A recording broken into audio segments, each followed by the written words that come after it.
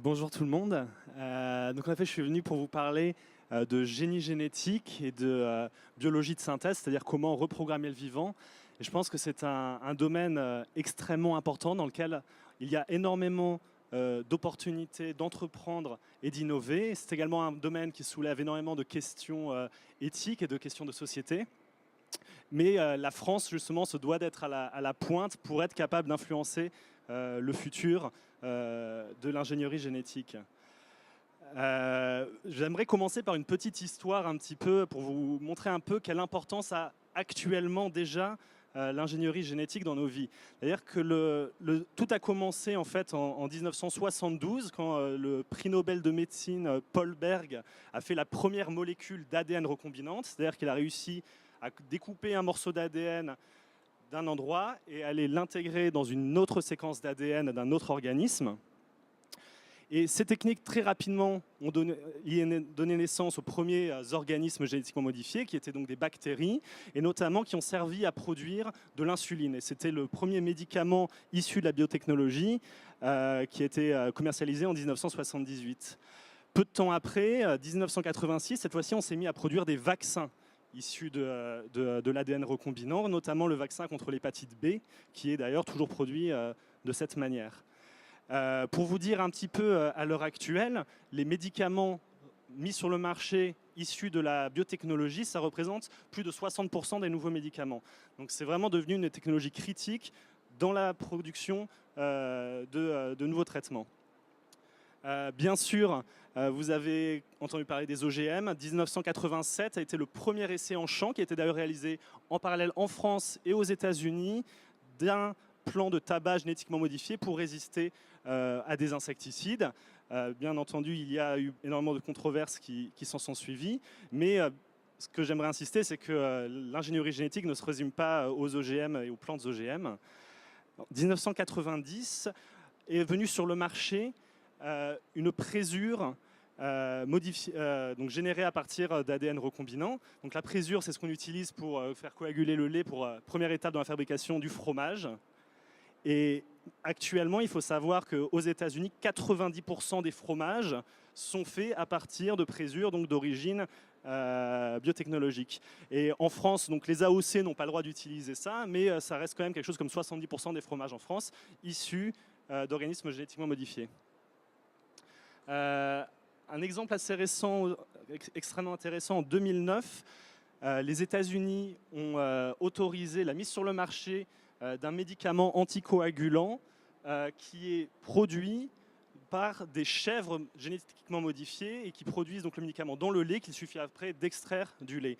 Pour dire cet anticoagulant, par avant, il fallait 90 000 dons de sang pour produire ce qu'une chèvre est capable de produire en une année.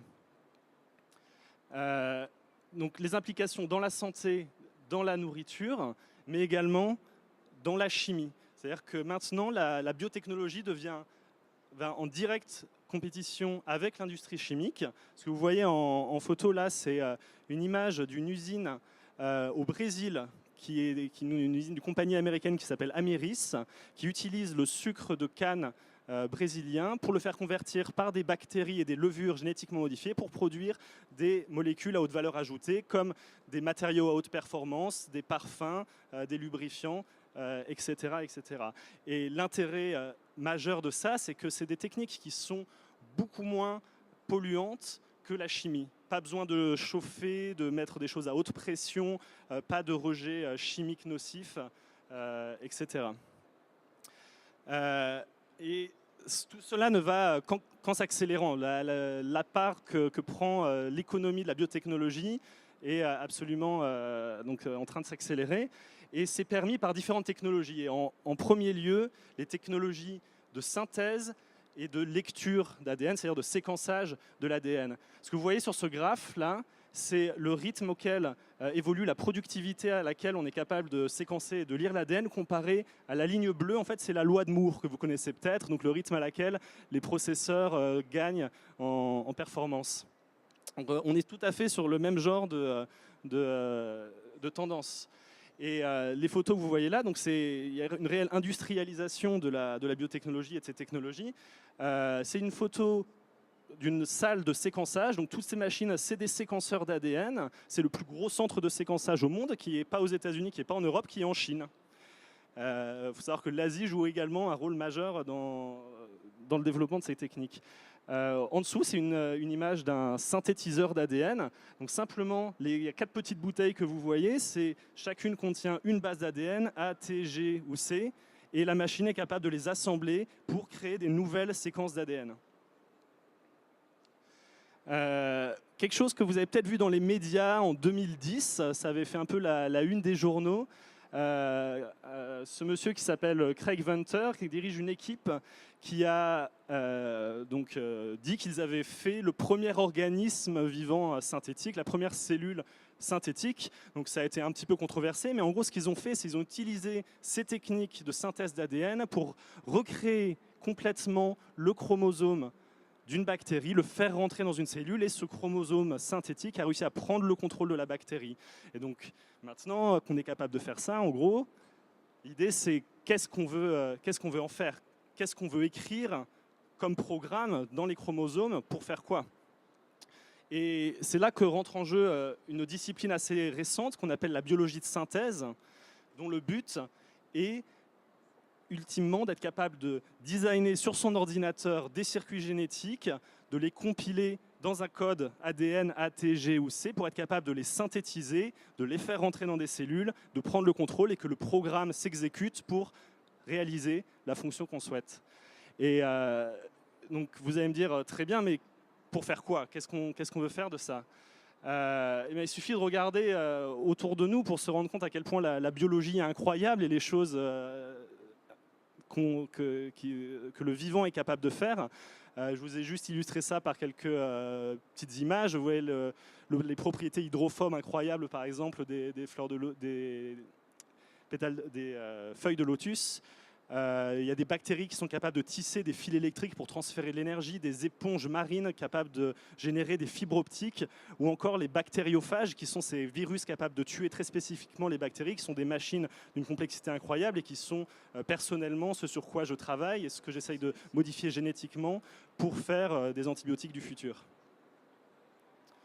Pour vous donner des exemples concrets, en fait, ce n'est pas seulement la recherche et le monde académique qui est là-dedans. C'est aussi le public et c'est aussi des biohackers, des gens qui se disent mais pourquoi pas nous? Nous aussi, on a envie de faire ça. Des gens qui, dans leur garage, se mettent à ouvrir des laboratoires. Et ici, ce que ça illustre, en fait, c'est un projet Kickstarter qui a réussi à lever $1,5 million pour fabriquer des plantes qui génèrent de la lumière. Donc c'est bien, pour le moment ils ont encore beaucoup de progrès à faire pour y arriver et c'est qu'une première étape, mais on peut s'imaginer que peut-être pourquoi pas dans 10-20 ans on soit capable de reprogrammer carrément un arbre pour qu'en poussant il construise une maison où votre imagination est complètement libre et c'est là que je dis qu'il y a énormément de possibilités d'entreprendre. Il y a énormément de choses à faire avec la biologie. J'aimerais conclure sur une très bonne nouvelle, quelque chose que je n'ai pas abordé pour l'instant, c'est également la thérapie génique. La thérapie génique, c'est modifier génétiquement les cellules humaines pour soigner des maladies. Donc c'est tout à fait les mêmes technologies. Et vous connaissez peut-être cette histoire des bébés bulles. Donc c'est le syndrome d'immunodéficience combinée sévère. Donc des enfants qui naissent sans système immunitaire, qui sont obligés d'être complètement isolés dans des environnements stériles pour ne pas tomber malades. Et les premiers essais cliniques de thérapie génique ont d'ailleurs été réalisés en France pour essayer de soigner ce genre de maladie par Dr Gilles Fischer. Le but est de prendre des cellules souches du sang des enfants, de les reprogrammer pour corriger la maladie et de les réinjecter pour soigner. La première fois que ces essais ont été réalisés, ça a marché, mais il y a eu des effets secondaires terribles, des leucémies qui sont apparues dans les enfants. Depuis, la recherche a fait des progrès énormes, on maîtrise maintenant beaucoup mieux ces technologies.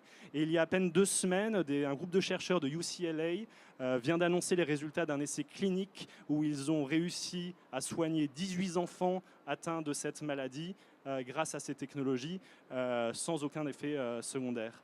Et ceci n'est qu'un exemple. La thérapie génique est complètement en train de s'envoler. D'autres essais cliniques ont permis de rendre la vue à des aveugles ou encore de soigner des cancers. Donc, je vous remercie. Merci beaucoup.